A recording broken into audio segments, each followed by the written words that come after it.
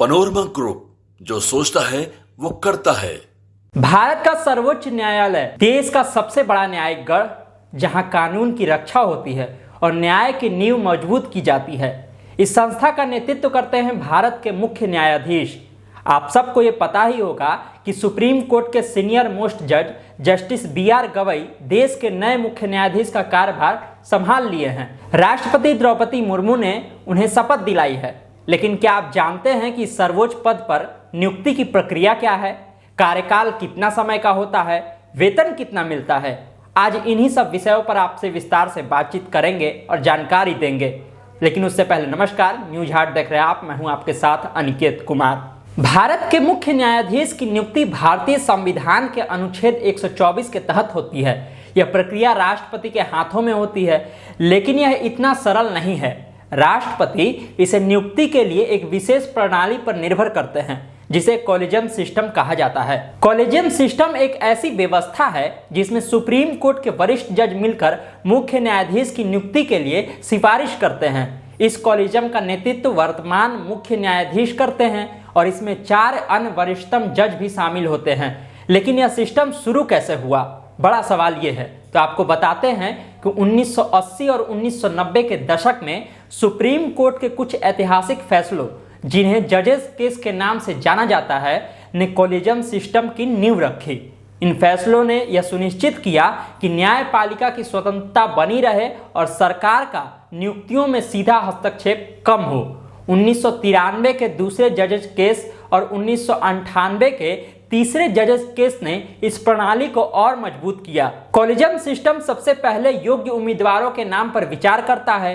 आमतौर पर supreme court के सबसे वरिष्ठ जज को मुख्य न्यायाधीश नियुक्त करने की परंपरा रही है, बशर्ते वो शारीरिक और मानसिक रूप से इस पद के लिए उपयुक्त हों। कॉलेजियम अपनी सिफारिश राष्ट्रपति को भेजता है। राष्ट्रपति इन सिफारिशों को स्वीकार करते हैं। हालांकि संविधान के तहत वे सलाह के लिए इसे वापस भी भेज सकते हैं। लेकिन अगर कॉलेजियम अपनी सिफारिश पर कायम रहता है तो राष्ट्रपति को भी इससे मानना होता है। मुख्य न्यायाधीश बनने के लिए व्यक्ति को सुप्रीम कोर्ट का जज होना चाहिए। इसके लिए कम से कम 5 साल तक हाई कोर्ट का जज होने का अनुभव या 10 साल तक वकालत का अनुभव होना जरूरी है। इसके अलावा उम्मीदवार का कानूनी ज्ञान, निष्पक्षता और नेतृत्व कौशल भी महत्वपूर्ण है। आप यह सोच रहे होंगे कि आखिर मुख्य न्यायाधीश का वेतन कितना होता होगा, क्या सुविधाएं मिलती होंगी? तो आपको बता दें कि भारत के मुख्य न्यायाधीश को हर महीने 2,80,000 रुपए का वेतन मिलता है। साथ ही 45,000 रुपए का सत्कार भत्ता मिलता है। 10 लाख रुपए फर्निशिंग अलाउंस के तौर पर मिलते हैं और मुख्य न्यायाधीश को बंगला, गाड़ी, नौकर और 24 घंटे सिक्योरिटी के अलावा कई सुविधाएं मिलती हैं। अब सवाल यह है कि भारत के मुख्य न्यायाधीश का कार्यकाल कितने समय का होता है।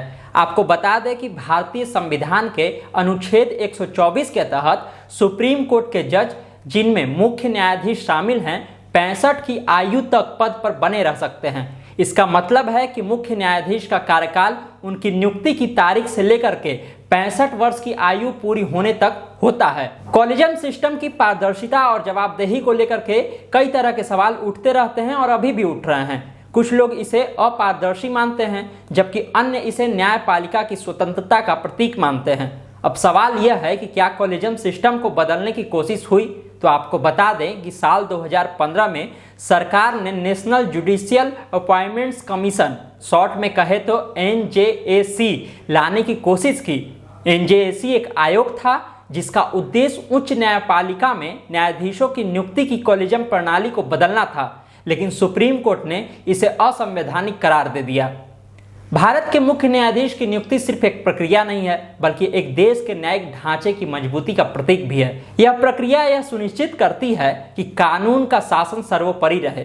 कॉलेजियम सिस्टम अपनी खामियों के बावजूद न्यायपालिका की स्वतंत्रता की रक्षा करता है। यह थी भारत के मुख्य न्यायाधीश की नियुक्ति की कहानी। उसके बारे में हमने आपको जानकारी दी है, किस तरह से नियुक्त किया जाता है, कॉलेजियम सिस्टम क्या है और कितना वेतन मिलता है, कार्यकाल क्या है।